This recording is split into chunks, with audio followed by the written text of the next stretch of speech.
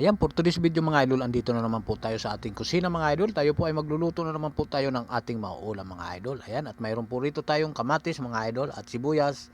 At wala pa po yung ating luya mga idol. Antay-antay natin at kabibili lang mga idol. At siyempre, hindi po mawawala yung ating paboritong kangkong dito mga idol. Ayan, kita nyo? Ang ating kangkong.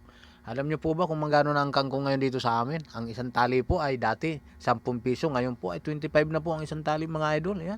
At medyo mataas na rin kasi unang-una baha po rito sa lugar namin at mahirap po mangangkong mga idol. Ayan. At siyempre mayroon po tayo ritong plapla mga idol, yung malaking tilapia mga idol. Yan po yung ating ulam ngayon. Isang piraso lang po. Ayan po yan mga idol. Siguro po nagtitimbang siguro yun ng kulang-kulang pong 1 kilo mga idol. Ayan po mga idol. At pupunta na po tayo doon sa ating kalan mga idol at lulutuin na po natin ang ating mga ricado mga idol, ang ating unang ilalaglag mga idol. At siyempre susunod po natin yung ating paboritong kangkong mga idol. Ayan. Ayan po mga idol. Tanggalin na po natin ang takip at ilalagay na po natin ang sahog. Ayan, at kumukulo na po. Ihulog natin yung sahog mga idol. Ayan, at napakasarap na naman po ng ganitong ulam mga idol. Ang ating sinigang na tilapia mga idol. At siyempre po lalagyan po natin ng asin. 25 asin lang mga idol. At tayo po ay matabang na magtimpla mga idol. 25 piraso lang. Dagdagin konti. Ang dami ha. A few moments later. Ang dami niya, buwasan mo pa. Ayan, okay na yan. 25 pieces mga idol. Ayan. At siyempre, at bago po tayo makalaimot mga idol, at ilalagay na po natin yung ating bitsin mga idol. Ayan, lagyan po natin ng bitsin at hindi na po tayo naglalagay ng magic sarap mga idol. Ayan. Ayan po, bitsin mga idol. Ayan, goods na yan. At maya maya pagkulo mga idol, lalagay na po natin yung ating tilapia mga idol. Panpuunan natin mga idol. Ayan po mga idol, buksan natin kung kumukulo na.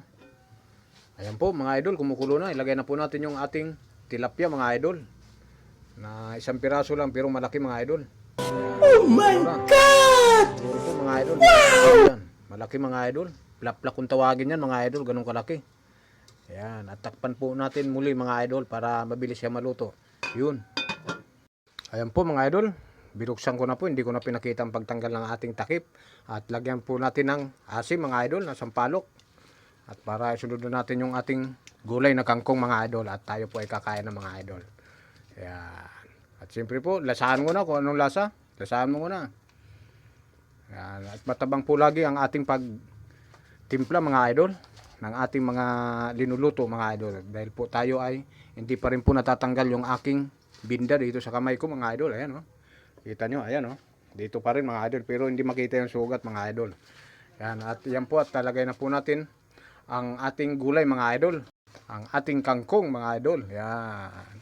At siguradong masarap na naman ito mga idol. At sabi ko nga po mga idol, kung pwede po, bago mag-comment, tapusin po muna ang video, simula umpisa hanggang sa dulo. Pag natapos po, saga po tayo mag-react at mag-comments mga idol. Pag nagustuhan po ang video mga idol, pakishare na rin po mga idol. Ayan po ang organic na engagement mga idol. Ito po yan. Nice. Lagi po akong nanonood sa inyo mga video mga idol. Ayan po, at luto na po ito mga idol. At tatakpan po natin at kakain na po tayo mga idol. At hanggang dyan na naman po ang video mga idol. At maraming salamat po. At God bless po sa inyong lahat dyan mga idol.